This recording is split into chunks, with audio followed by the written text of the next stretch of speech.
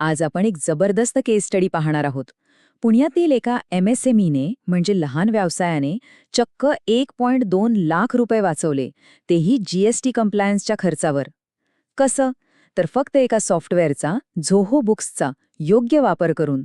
चला तर मग पाहूया हे त्यांनी नेमकं कसं केलं. हो, बरोबर. आकडा आहे 1.2 लाख रुपये. आता बघा, जीएसटी कम्प्लायन्स हे किती किचकट असू शकतं हे आपल्याला माहीतच आहे. पण योग्य साधन आणि योग्य पद्धत वापरली तर या खर्चाचं रूपांतर थेट बचतीत होऊ शकतं, हेच हा आकडा आपल्याला दाखवून देतो. तर मग खरा प्रश्न हाच आहे नाही का? ही जी GSTची डोकेदुखी आहे, जी अनेकदा खर्चिक ठरते, तिला एका सोप्या, ऑटोमेटेड म्हणजे स्वयंचलित प्रक्रियेत कसं बदलायचं? शक्य आहे का हे? आणि असेल तर त्याचा मार्ग कोणता? आज आपण याच प्रश्नाचं उत्तर शोधणार आहोत. सगळ्यात आधी हे समजून घेऊया की ही अडचण फक्त त्या एका पुणेकर कंपनीची नाहीये. भारतातील हजारो लहान मोठे व्यवसाय याच जीएसटीचा चक्रव्यूहात अडकले आहेत. त्यामुळेच ही एक गोष्ट अनेकांना मार्ग दाखवू शकते.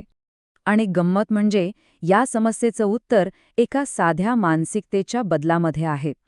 ते म्हणजे आपल्या अकाउंटिंग सॉफ्टवेअरकडे फक्त बिलं बनवण्याचं मशीन म्हणून न बघता एक कम्प्लीट इंटिग्रेटेड सिस्टम म्हणजे एकात्मक प्रणाली म्हणून पाहणं. आता हे बघा, डावीकडे आहे तो सामान्य गैरसमज की सॉफ्टवेअर म्हणजे काय, फक्त बिलिंग करायचं. पण उजवीकडे जे आहे ना, ते आहे खरं वास्तव.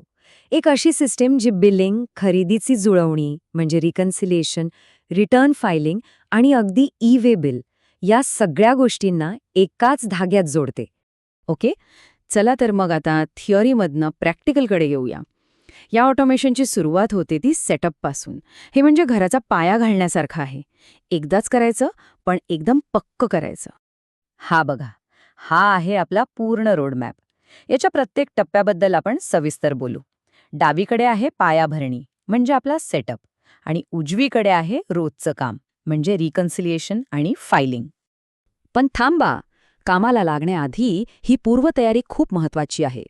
या 4 गोष्टी तयार हव्यात: तुमचा GSTIN नंबर, व्यवसायाची अचूक माहिती, तुमचे टॅक्स रेट्स आणि HSN कोड्स, आणि तुम्ही दर महिन्याला रिटर्न भरणार की 3 महिन्यांनी हे आधीच ठरलेलं पाहिजे. आता येतो खरा सेटअप. पहिला म्हणजे सॉफ्टवेअरमध्ये जाऊन सगळ्या GST सेटिंग्ज व्यवस्थित भरायच्या, आणि दुसरं सॉफ्टवेअरला थेट GST पोर्टलशी जोडायचं म्हणजे एक ऑनलाईन ब्रिज तयार करायचा. सगळ्यात महत्त्वाची टिप, B2D, B2C, राज्यातल्या राज्यात विक्री किंवा राज्याबाहेरची विक्री या सगळ्यांसाठी GST ट्रीटमेंट सुरुवातीलाच बरोबर सेट करा.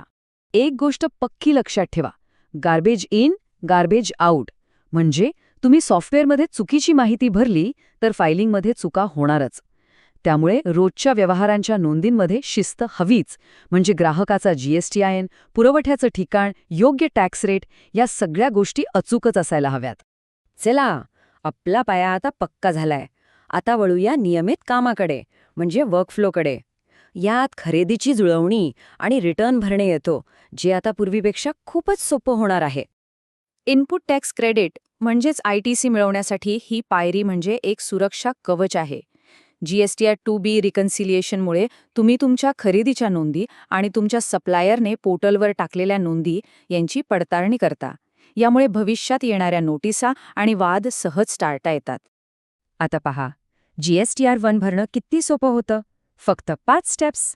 सगळी बिलं तपासा, सॉफ्टवेअरमध्येच समरी बघा, एका क्लिकवर डेटा पोर्टलवर पाठवा आणि फायनल सबमिट करा. बस, झालं काम. आणि GSTR3B भरणं तर त्याहून सोपं आहे, कारण इथे बहुतेक काम ऑटोमॅटिक होतं. विक्रीचा डेटा GSTR1 मधनं येतो आणि खरेदीचा डेटा GSTR2B मधनं. त्यामुळे चुका होण्याची शक्यता खूप कमी होते आणि सगळं काही अगदी सुसंगत राहतं. मोठ्या टीम्ससाठी किंवा जिथे मालक स्वतः लक्ष ठेवतात त्यांच्यासाठी ही एक भन्नाट गोष्ट आहे. याला मेकर चेकर सिस्टम म्हणतात. म्हणजे एक जण रिटर्न बनवतो आणि दुसरा त्याला मंजूर करतो. मंजुरीशिवाय रिटर्न फाईलच होत नाही. म्हणजे एक एक्स्ट्रा लेअर ऑफ सेफ्टी. आणि गोष्ट इथेच थांबत नाही.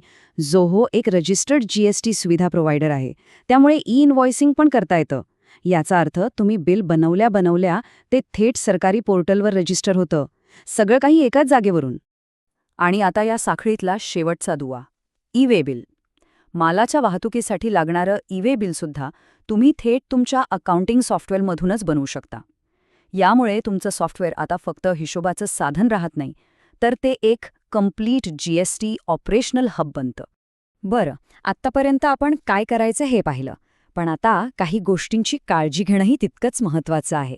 म्हणजे या ऑटोमेशनच्या प्रवासात काही सामान्य चुका आहेत ज्या आपल्याला टाळायच्या आहेत. या 5 चुका लक्षात ठेवा. चुकीचा मास्टर डेटा, रिकन्सिलिएशन न करता फायलिंग करणं, QRMP प्रोफाईलकडे दुर्लक्ष करणं, मेकर चेकर सिस्टम नसणं आणि सगळ्यात महत्त्वाचं सॉफ्टवेअरला फक्त बिलिंग पुरतं वापरणं. आत्तापर्यंत आपण जे शिकलो त्याचा हा एक प्रकारे रिव्हर्स सारांश आहे. आणि हो, सगळ्यात महत्त्वाचं वेळेचं पालन. ही एक सोपी टेबल आहे जी तुमच्या फायनान्स टीमसाठी एक हँडी रेफरन्स ठरू शकते. GSTR 1, 3B आणि IFFच्या डेडलाईन्स. तर मग आता आपण या सगळ्या चर्चेच्या शेवटाकडे येतोय.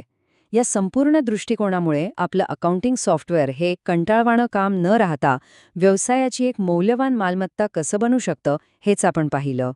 ही स्लाईड म्हणजे आपला फायनल प्लेबुक आहे. एका नजरेत प्रत्येक कृती आणि ती का महत्वाची आहे हे इथे स्पष्ट दिसतंय.